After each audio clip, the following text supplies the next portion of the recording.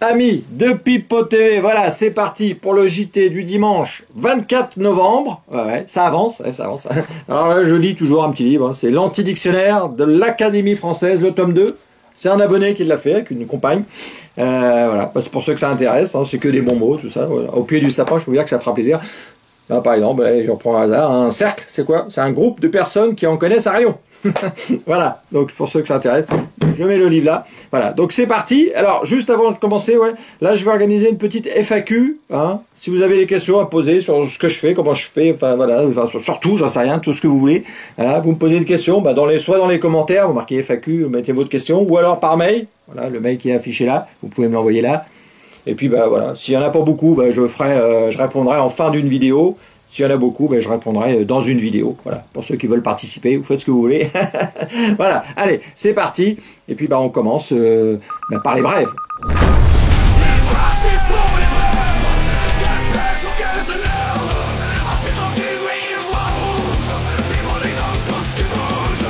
Alors, vous avez vu, un intro très musclé, très péchu, ça c'est sûr. Hein. Ah oui, ici il n'y a pas d'homme déconstruit, ni de femme aux cheveux bleus. D'ailleurs, si vous découvrez Pipo TV, si vous avez les cheveux bleus, passez votre chemin. Ah oui, non. Parce que là, vous allez faire un malaise vagal. Votant 343, exprimé 335, pour 216, contre 119. L'amendement est adopté.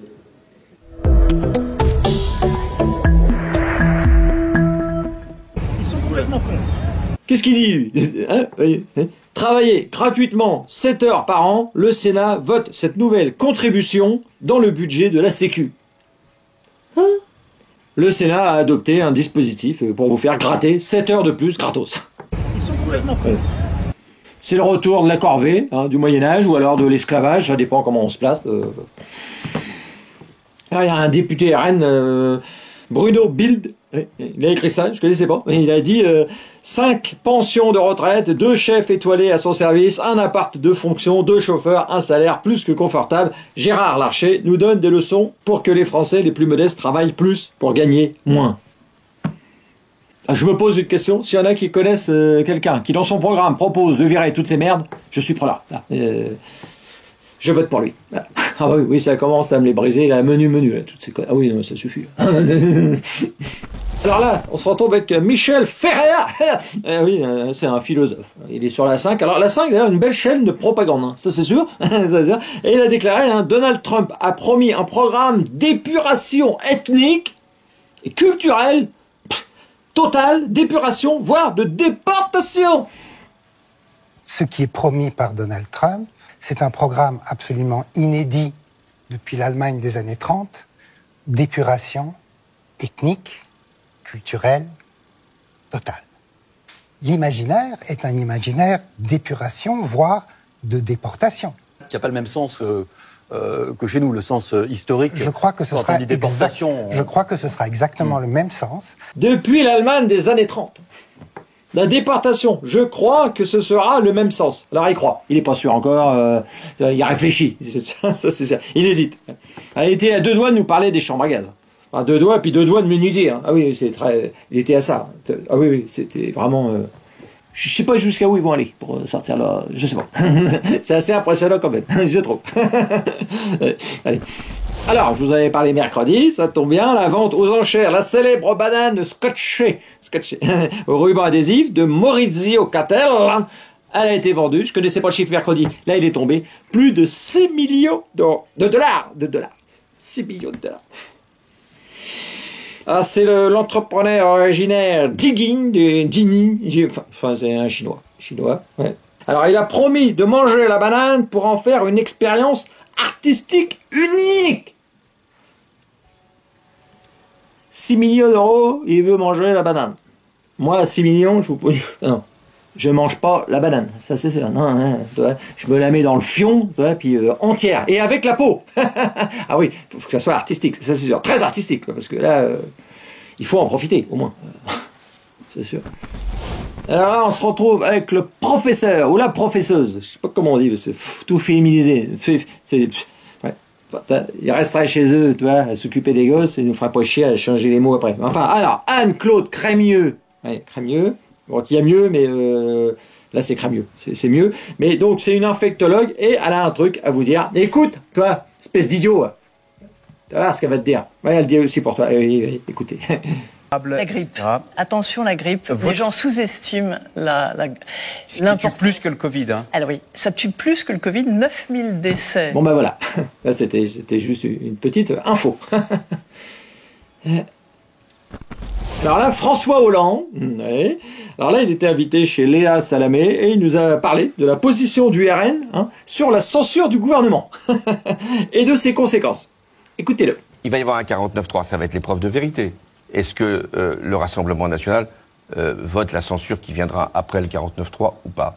Si le Rassemblement national ne vote pas la censure, ce budget passera, et ça voudra dire que le Rassemblement national, d'une certaine façon, est dans la majorité. Si le RN ne vote pas la censure, ça voudra dire qu'ils sont dans la majorité. On peut considérer que c'est pas faux. Mais, écoutez ce qu'il a... Il a rajouté, le coquin. Quelle est votre solution, étant donné qu'il ne peut pas y avoir de dissolution avant 9 ou 10 mois? Qu'est-ce qu'il faut faire? Si il devait tomber, ce qui n'est pas impossible, il faudrait chercher peut-être une solution. Ce que je crois, c'est qu'il faudra, puisqu'il n'a pas voulu, je parle du président Macron, nommer Bernard Cazeneuve, moi je serais... C'est la solution pour vous? Pour moi, c'est la solution. Ah, effectivement, dit Balou, toi, le RN, à mon avis, il s'encarre le fion de tes clampins, là, toi. Voilà, ça c'est sûr. Je sais pas ce qu'ils feront, mais évidemment, si c'est pour avoir eux au pouvoir, j'ai un doute que... voilà, ça c'est... Alors là, je vais vous faire regarder une publicité. Alors, juste le début, ça sert à rien de regarder pendant des heures. Et vous essayez de deviner c'est pour quel produit. C'est un petit jeu, mais il n'y a rien à gagner. Non. Contrairement à ce que tout le monde pense, on peut vivre sans connexion. Et tout le monde, hein. En vrai, il y a déjà plein de moments où on n'est pas connecté. Il y a même des endroits où on n'en a pas besoin. Et plein de moments aussi où on a mieux à faire. Alors, je vous ai pas mis la suite, pour la peine. Je sais pas si vous avez trouvé, j'imagine. Mais là, on est dans le délire woke, infantilisant. C'est extraordinaire. Là, c'est... Ils arrivent à faire une pub en vous expliquant qu'il faut pas l'acheter. Ils vous proposent un forfait Orange en te disant qu'il faut rester déconnecté. Voilà, c'est bon. Le wokisme est une maladie mentale. Oui, c'est officiel. Oui, faut arrêter. Toutes les semaines. Alors moi, le wokisme, c'est vrai qu'on met tout dedans. On peut... Le wokisme, de toute façon, c'est une station d'épuration. Donc voilà, on peut tout mettre.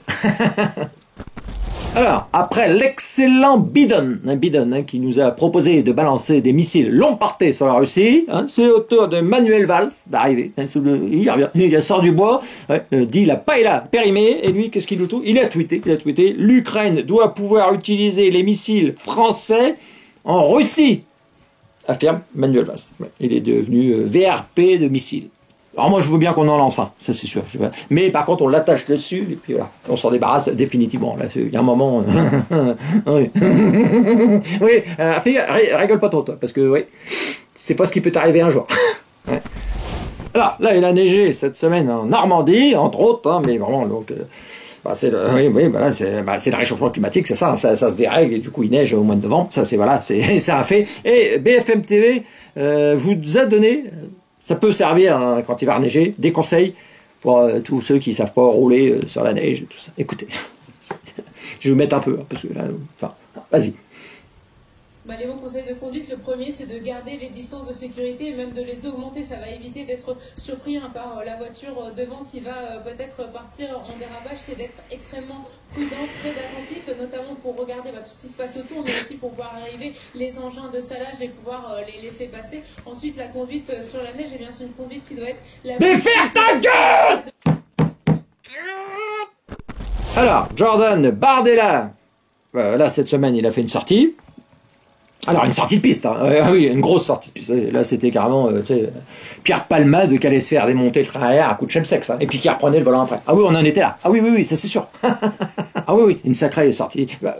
Écoutez. Ne pas avoir de condamnation à son casier judiciaire est pour moi une règle numéro 1 lorsqu'on souhaite être parlementaire de la République. Deuxième point qui a pêché dans cette campagne, Jordan Bardella. Attendez. Maxime. Si Marine Le Pen est condamnée? si, avec des si, un appel. Mais vous venez d'édicter une position de principe qui est de dire Mais qui a toujours été là, non ? s'il y a condamnation, il n'y a pas de candidature. Donc, et ça vaut pour tout le monde, on est d'accord. J'en viens au deuxième point qui a pêché pendant la campagne des législatives. Ne pas avoir de condamnation à son casier judiciaire est pour moi il sentait qu'il était en train de dire une connerie. À mon avis, une règle numéro 1. J'ai du mal à suivre mon histoire. Lorsqu'on souhaite être parlementaire de la République, en plein procès du RN et de Marine Le Pen. Et puis l'autre, il l'a pas lâché. L'autre, il a dit, si Marine Le Pen est condamnée, Jordan, il a fait un blanc. Vous avez vu le blanc? Ça, on a cru qu'il durait 3 heures.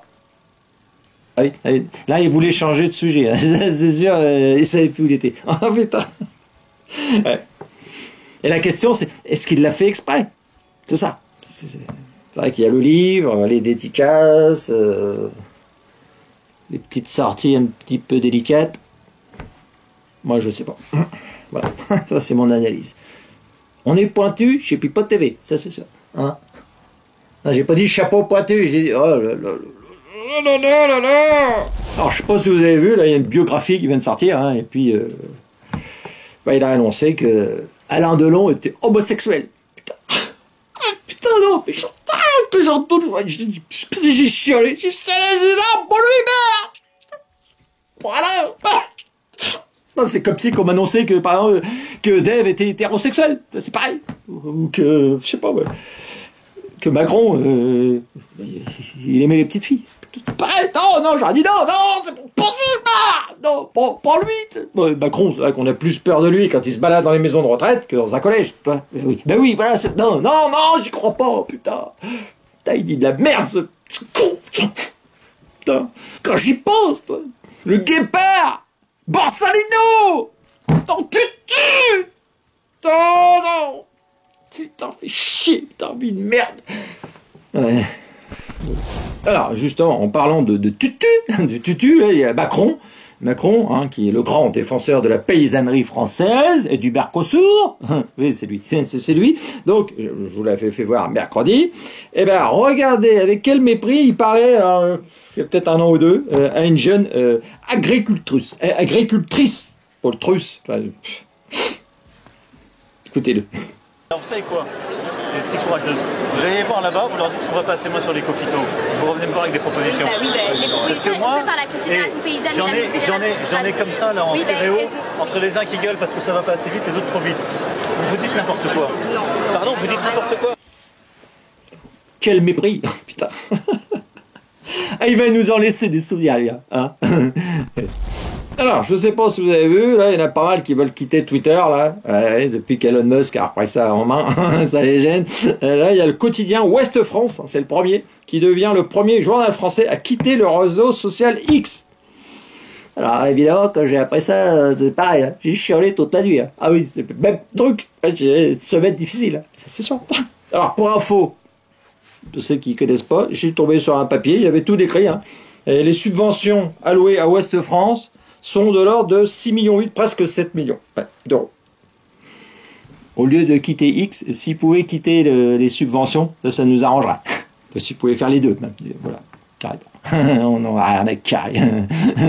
D'ailleurs, j'ai été leur remettre un message sur leur Twitter. Voilà, dire, ça m'a fait plaisir. Alors, on est dans la même veine, hein, c'est Marine Tondelier. Hein, on lui posait la question, que pensez-vous du réseau social X? Je dois dire que ce réseau social est une souffrance en tant que politique, en tant que femme. Ce réseau est une souffrance. Ah, tu m'étonnes, elle peut pas aller distiller sa propagande sans qu'il y ait quelqu'un qui vienne lui dire. Donc là, ça l'a péché. Et puis donc il a dit, le gars, on fait quoi? Mais Twitter, il faut le réguler ou interdire, en fait. Sinon, c'est trop facile. C'est ceux qui y restent, qui en bénéficient. Twitter, il faut le réguler ou l'interdire, voilà. Le fascisme escrologique, bah lui, il veut tout interdire. Sauf sa parole à lui.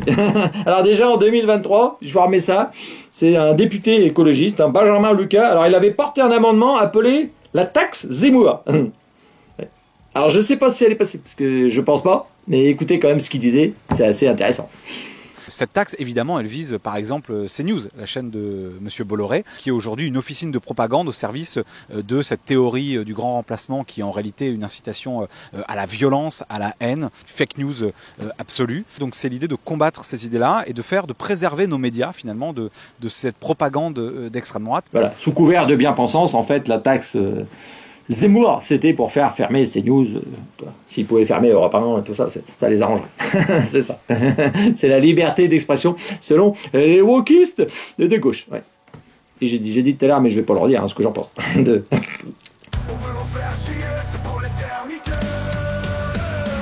Alors, un malus rétroactif. C'est pas mal. Le projet de loi de finances 2025, donc voiture d'occasion.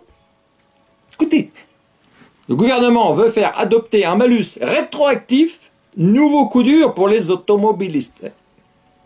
Le malus, c'est quoi? Le malus, c'est une taxe de plusieurs milliers d'euros pour certains, mais qui permet de rouler avec ta voiture qui pollue. Voilà. C'est l'avantage.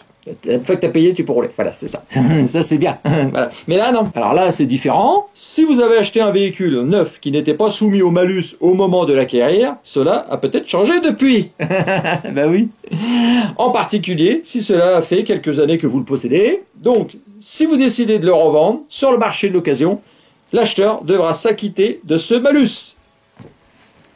Ta voiture d'occasion, tu vas pouvoir te la mettre dans le fion.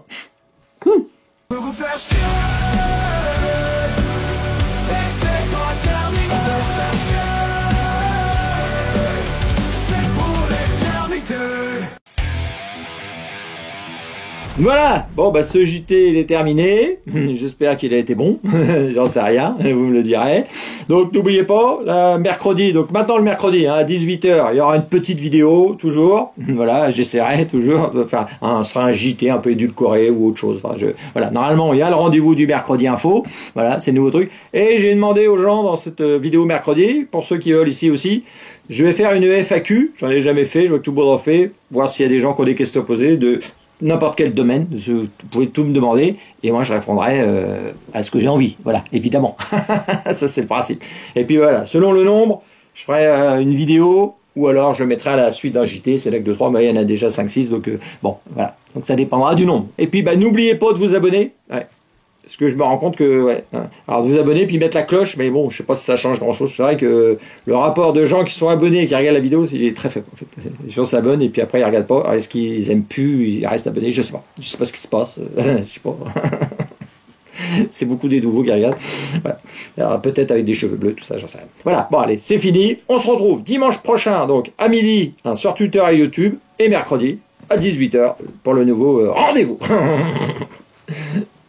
Ah oui, génial, c'est fini, voilà. Faut ranger tes affaires et rentrer chez toi maintenant. Ça, c'est sûr. C'est bien.